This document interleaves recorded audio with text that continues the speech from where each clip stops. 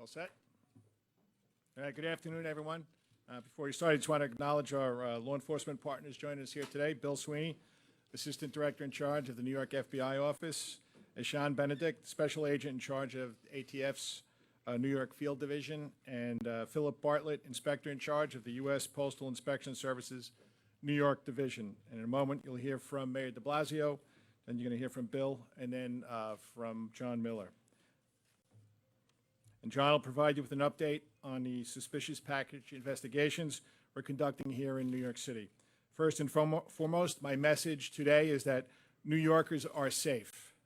There are no current credible threats to any individuals, organizations, or locations here in New York City.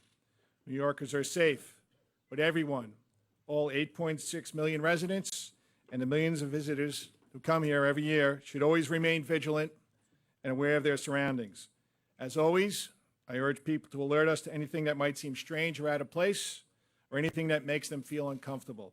They can flag down a cop, call 911, or call our toll-free counterterrorism number, which is 1-888-New York City SAFE, and that's for anything new or if someone has information about any of the incidents this week in New York. We don't underestimate the difference even one person can make towards our collective safety, and neither should the people of New York City. I want to reiterate, as I did yesterday, and as I do anytime we talk about far-reaching investigations of this nature or of any other kind, that nothing we do in law enforcement we do alone. Through our Joint Terrorist Task Force, comprised of professionals from the agencies you see here today and others, we are investigating all of this with great precision. And I can say with certainty that we will identify and arrest a person or people responsible for these acts. Make no mistake, New York City's intelligence and counterterrorism capabilities are second to none. Every day of the year, not just this week, our detectives and analysts are constantly poring over the threat stream as we proactively deploy our resources around the city as needed. And you're seeing that today, too, out of an abundance of caution. I'll tell you that when we look at the events of yesterday and today, I have immense pride in the incredible work the men and women of the NYPD do each and every day, especially when it involves partnering with the organizations represented here today. I'll conclude by reminding everyone that law enforcement professionals do not care about the politics behind these acts. What we do care about is keeping the public we serve safe. That's it. That's the job, fighting crime and keeping people safe. And through the full and willing partnership of everyone who lives in, works in, and visits New York City, we'll make the safest large city in the United States even safer. Mr. Mayor?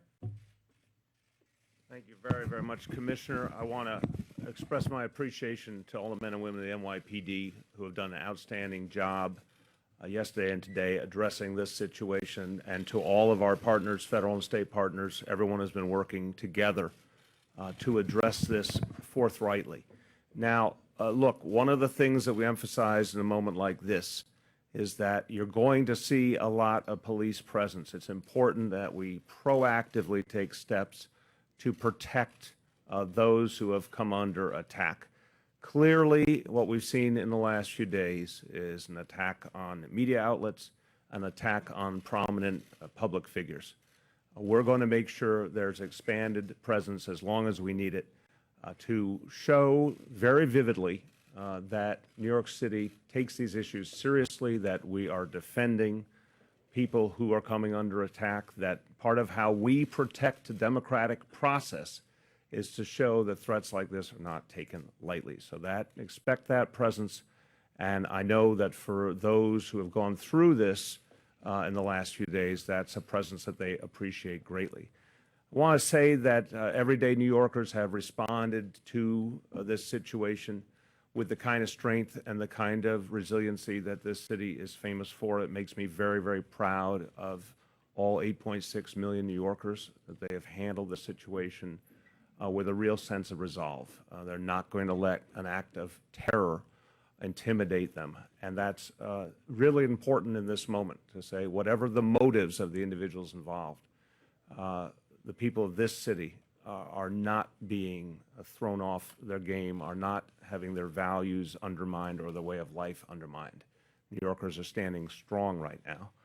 And the last thing I want to say is, you know, in a moment like this, there's a lot of concern, there's a lot of fear.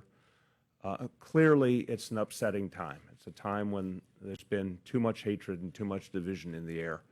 And in that context, people can feel powerless. I want to remind people that everyone has an opportunity to play a positive and constructive role here. First of all, helping law enforcement. This is something that everyone can do. If you have any information at all that you think could help law enforcement to address this situation, share it with law enforcement immediately. Let them be the judges of the value of the information. Don't hold it back. So many times, and I agree with the commissioner, law enforcement ultimately has proven they will find the perpetrators, but so many times it's because an individual, a citizen, stepped forward with information that really led to the key breakthrough. If you have information, share it. If you're concerned about packages that could arrive at your home or your workplace, you see something that worries you, reach out to the police, get their involvement to address the situation. People can be part of solving this immediate challenge, but finally, we all can be a part of solving the bigger situation that we're facing as a society, as a nation. A tone of civility, a tone of mutual respect is something we all can create.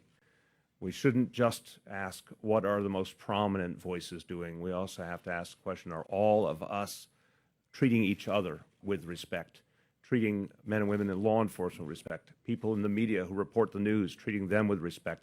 This is something that we all have to do as a way of addressing a crisis like this, and we can, and I have great confidence that we will. Thank you. Thank you, Mr. Mayor. Thank you, Jimmy.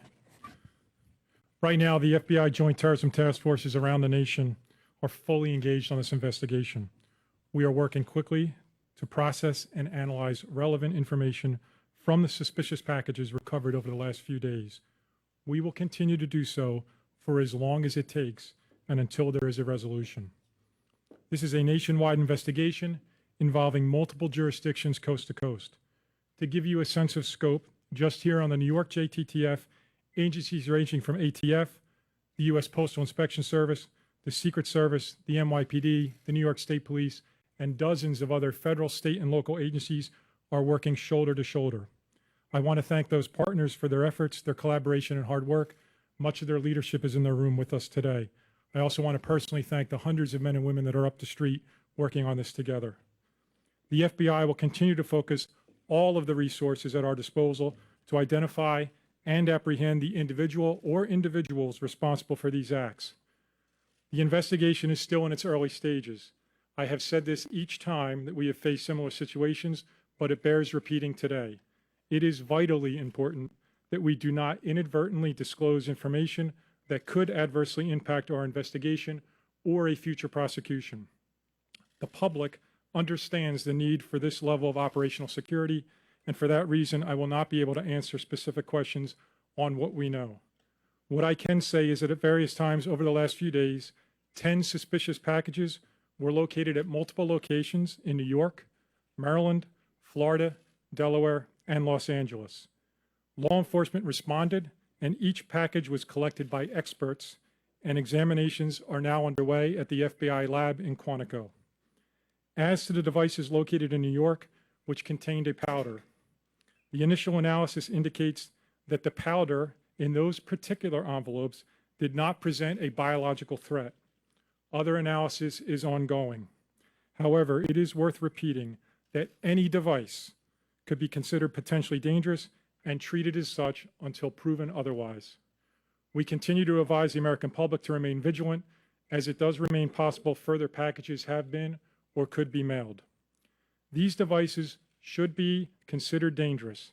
Report any suspicious package to law enforcement, and it is worth repeating, do not touch, do not move, do not handle any suspicious or unknown package. Leave it to the law enforcement professionals. We are also asking the public to call us with any information you may have. We have set up a hotline nationwide. That hotline is 1-800-CALL-FBI. And we also have a link set up where you can provide information via the internet at tips.fbi.gov. We are actively investigating tips you have already provided. Please continue to assist us with our efforts. A moment of your time can make a great difference towards resolving this investigation. Thank you.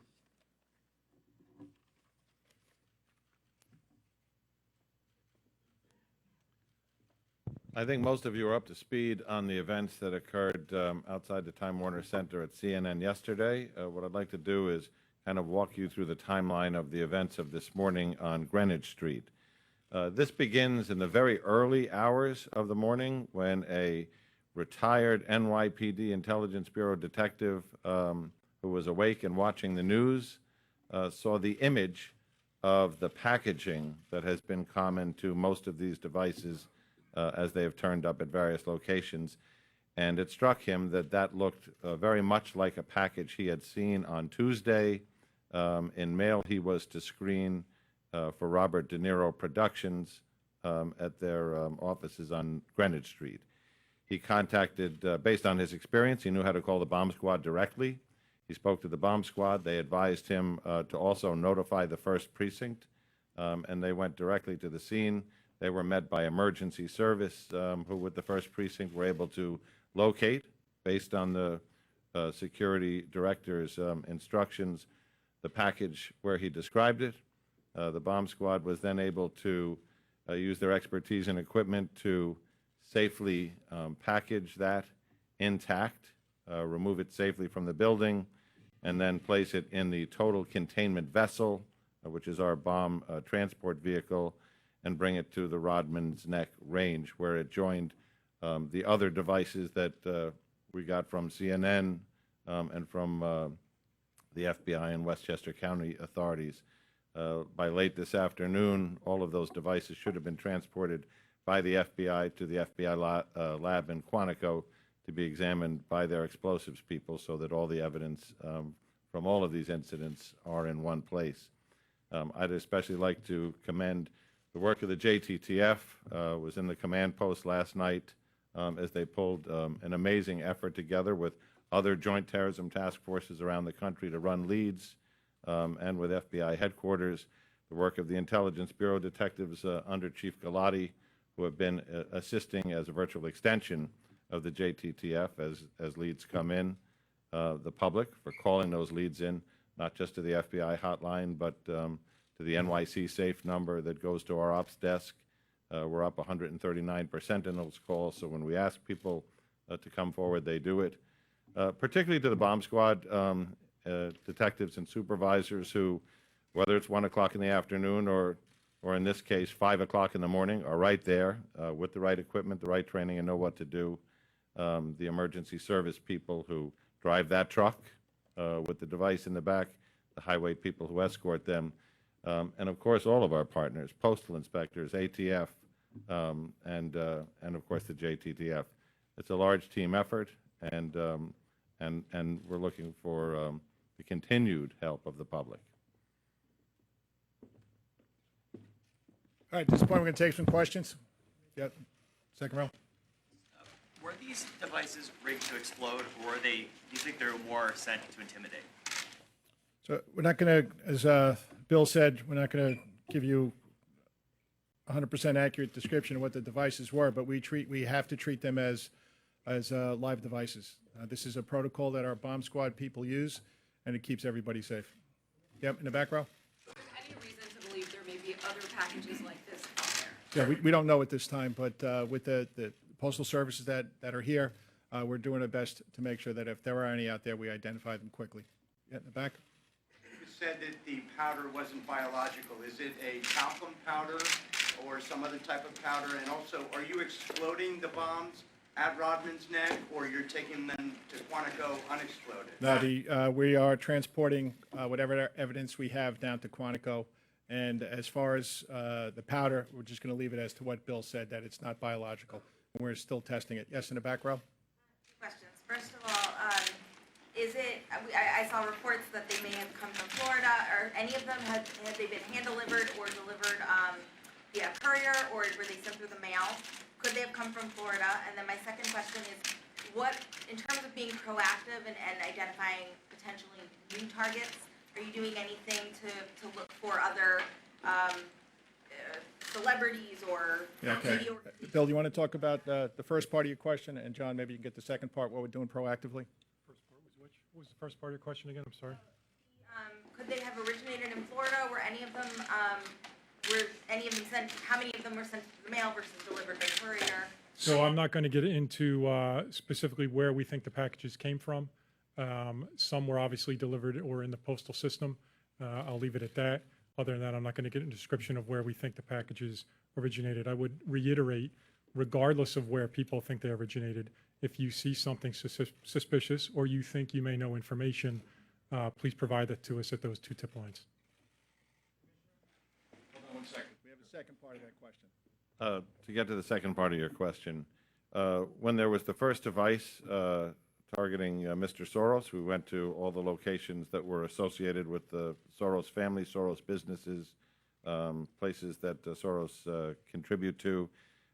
When that developed the next day with the bomb at the Clinton residence, then the Obama residence, we really widened our outreach. We have a program called the Nexus program. We have the SHIELD program. So we have a lot of built-in, preset public-private outreach that we just turned on and then turned up.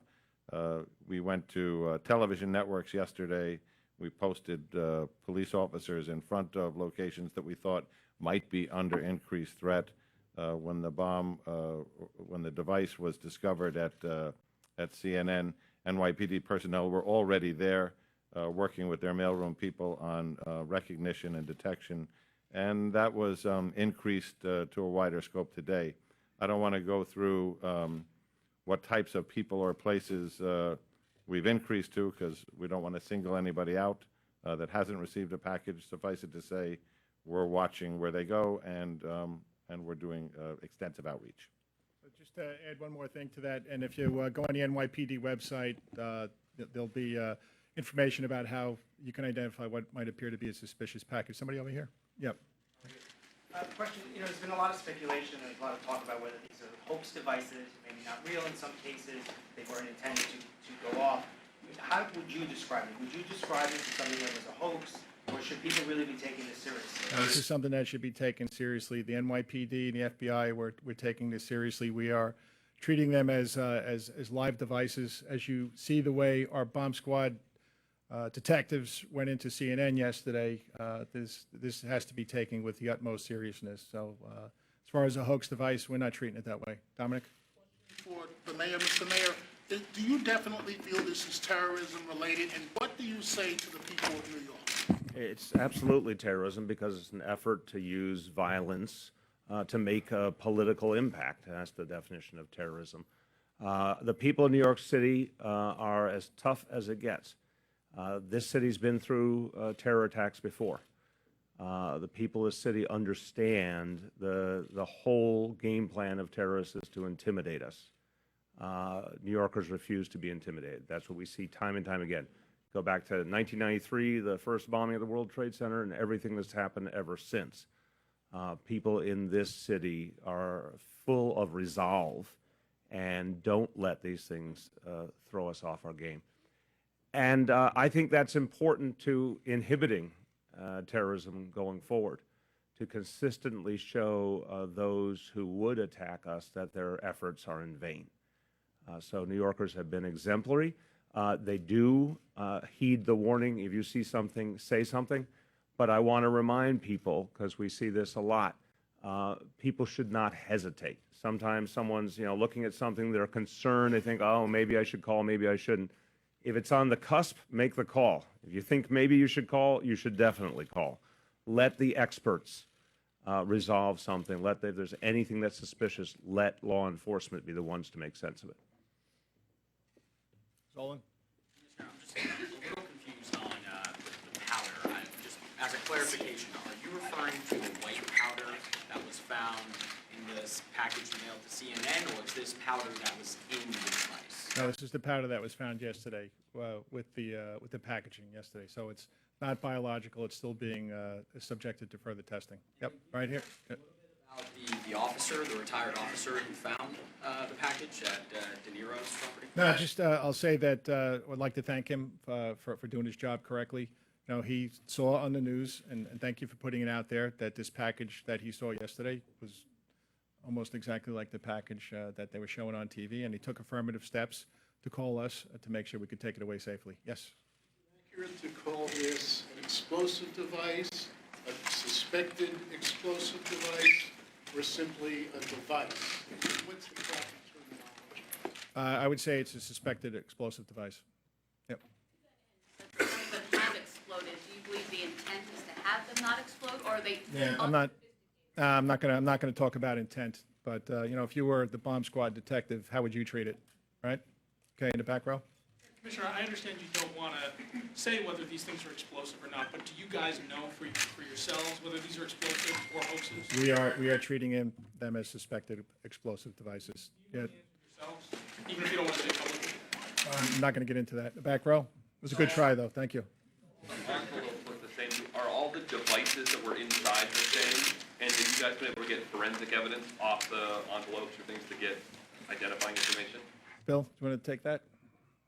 So I'm not going to describe whether devices are the same or not. What I will tell you is the folks at the lab at Quantico are extraordinarily thorough, and everyone will be examined in great detail, and we'll go from there. More guys? Mark, hold on. Mark? These devices, does this look like they're constructed by somebody who actually knows what they're doing, or just somebody who just read up on the website? I think you just asked me the same question that he asked me. I'm not going to go into that. Thanks. Yep, right here, the front row. Is there a time frame as to when the analysis from Quantico may be rendered for the FBI to continue the investigation? It's an ongoing thing. We are discovering things by the hour. Shimon? Just on the. We'll get to you in a second. Dean? Maybe someone can talk about how the postal inspectors, how they're going about tracking this, finding this. Sure. There's been a lot of questions on it. I think a lot of people. Okay. All right, Shimon. Phil, you want to talk about that? So in terms of tracking, we have over 600,000 postal employees out there right now, so we have their eyes and ears looking for these packages. I will say, in the postal network, we have found nothing in the last 8 hours. So what we have so far is what we have, 10 parcels. What does that indicate to you, if anything at all, in terms of how significant is that you haven't found anything else? It's not really significant, although, again, it's working. We've got our eyes and ears of the postal employees, highly trained postal inspectors out there, searching postal facilities, looking for these devices. And again, we haven't found anything in the last 8 hours. To determine where these packages were mailed from, without, you don't have to give us a location, but has there been a significant amount of work done? Not at this time, no. Okay, thanks, Phil. Dean, last one. You've been asking people to call 188 NYC SAFE and the national hotline. Have people been calling those hotlines with information, and do you have leads? Yeah, so as John said, our 1888 New York City SAFE hotline, we have 139% more calls as of yesterday. So people are calling. And am I going to speak about specifically what those leads are? I'm not going to do that because we're still in the middle of the investigation. Thank you, everybody. Thank you for being here. Thanks.